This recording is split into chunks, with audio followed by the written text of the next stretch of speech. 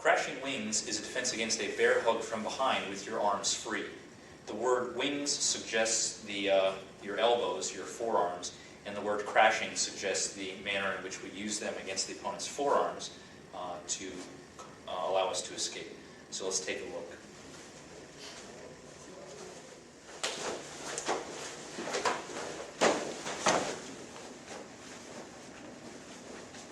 So what happened there? I'm in a bear hug, kind of like captured twigs, sort of low around the waist. His stance is kind of wide. What I'm really concerned of is him picking me up. Go ahead and pick me up if you can. Like that. Tossing me, sweeping me, taking me to the ground, and trying to rustle me down there. So the first thing I'm going to do is step out sideways towards 3 o'clock with my right foot and sit really low. It makes it harder for him to hang on to me. I can't stay here forever because he could scooch you over, go ahead and scoot over and readjust. He could do that and throw me again. But for a second, he's not going to be able to toss me so easily. And as I take my step, I'm going to reach up and I'm going to strike inward with towards my belt, palms up, with the points of my elbows to his forearms, maybe even his wrists or the back of his hands, something, as I step out. Now, when you practice the technique, you'll probably just do it once. In real life, you may do 2 or 3, you may alternate, you may pop some elbows up here, you may stomp on some feet, right? Anything you can do. If you can land a hammer to the groin, you can try, but it's going to be hard because his forearm is in your way. So in reality, you're going to be, biting and scratching all you can. But for simple practice, step out and crash. I'm going to show you my way, and then I'll show you the way that it's typically done. You're going to step around the outside of his leg. Notice my right hand here is checking his forearm so it doesn't come up in my face. My knee is against his knee, kind of buckling it. As I turn, facing 9 o'clock in a left neutral with an outward elbow to the face. You can even insert a claw to the face just to get him looking up and away from you. From here, my left arm is going to reach around. I'm going to grab the meat of his tricep, and I'm going to clamp my elbow, kind of like a flapping elbow, to sort of hug his arm so it doesn't go anywhere. I'm going to step out with my left just a little bit, and my right is going to reap his leg using the back of my foot as I hammer fist the face or the solar plexus for the takedown. I suggested striking to the opponent's face or even his solar plexus while utilizing a reap to take the opponent down to the ground. And in reality, you're probably going to be better served by actually grabbing his lapel and pushing on his shoulder. Let's see what I'm talking about here. So suppose the opponent has his right foot more forward, and you may find yourself on the inside of the opponent's arm with his arm tucked under your armpit in situations perhaps like a bear hug. And so in this case, I'm checking his arm, my knee is checking against his leg. What I'm going to do is I'm going to reach out and grab his lapel as I simultaneously step out with the left and around with the right, and I'm going to push on his shoulder as I reap his leg. See what I'm hitting his arm this way, and my leg could be checking his leg, protecting my groin.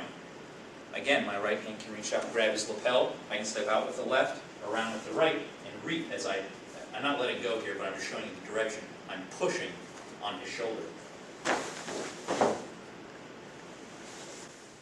So you're in a bear hug with your arms free. Grab a little lower if you don't mind. Right, the opponent's got a nice wide stance and he's grabbing low. He might very well try to lift me or throw me.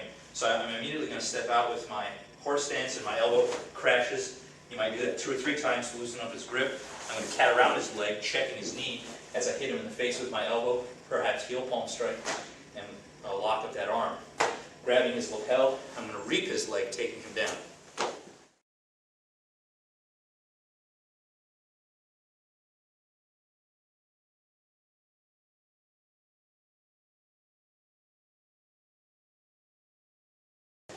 Let's do it just from the other direction here. So I step out and crash, maybe 2 or 3 of those, hit him in the face, take down for the takedown.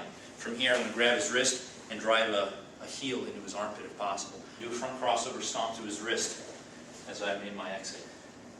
But one last time. Crashing. Now, really make sure you loosen his grip. If I step out and crash and nothing happens, I don't think I'm going to want to try to step around his legs. It's not going to make any sense. So crash, elbow crash, strike his hands, whatever you can do. Break that grip. And now that it's open, stepping around with the elbow. You can see that the way I originally showed you gives me a better bracing angle. and it more guarantees the takedown. Let's step around. Let's, which way is going to be the best? Can you hook me from behind kind of close? I want them to see the arms. Yep. So I step out and crash. I step around with the elbow. I want you to see this part here. I'm wrapping up, I'm using my hand and kind of just grabbing his coat or the meat of his arm, and I'm pinning it here. I don't want you to necessarily come all the way around this way and try to hug and get your arm tangled up. Because if you need to get your arm back real quick, you might be too committed, right? So just a grab here at the tricep and a pin. That's all you'll need. Thanks. So practice that and have fun with crashing wings. I want to show you the similarity between scraping hoof, crashing wings, and any of the other techniques in that group, any other bear hug or full Nelson or even rear forearm choke. In reality, you're going to be seamlessly picking and choosing tools from all those techniques, and you're going to be fighting as dirty as you can to escape. Let's bring up the opponent, and I'll show you what I'm talking about. Maybe I'm in a full Nelson, and I step out and crash, and that was enough to get me free. Right. If I can crash and I break his grip, maybe I step around and I can fire elbows into the face, and I can take him down like crashing wings. So what I'm trying to suggest is that crashing wings can work for a full Nelson. What if I'm in an arms-free bear hug and his stance is really wide? And so I'm thinking crashing wings. I step out and crash and I break his grip. Let's say it's broken.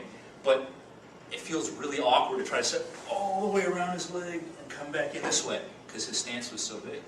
Well, I don't have to finish with crashing wings. I could finish with captured twigs from yellow, right? So I step out and crash, boom, I break his grip, and I want to step straight towards him, boom, with my elbow and my side kick into the knee. So that was captured twigs on the left side. So realize all the tools you have. Elbows to the forearms, elbows to the face, rear headbutts, kicks, right? Stuff like that. Now I will show you the way I was originally taught, and I'll share with you my concerns. So the beginning is the same. You step out and crash. The left foot steps around just where it was, really close, your knee buried into the back of his knee. And that's it as far as the feet go. And then you're supposed to take him down from here. My elbow to the face, and my hammer fist now to the solar plexus or the bladder, and he's supposed to fall. Maybe I even reach really long with this forearm. Go ahead and fall for me.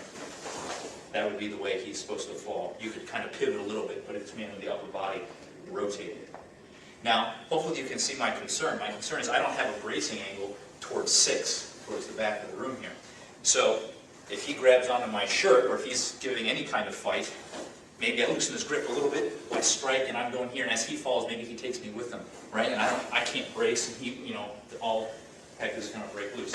So there you have it for crashing wings.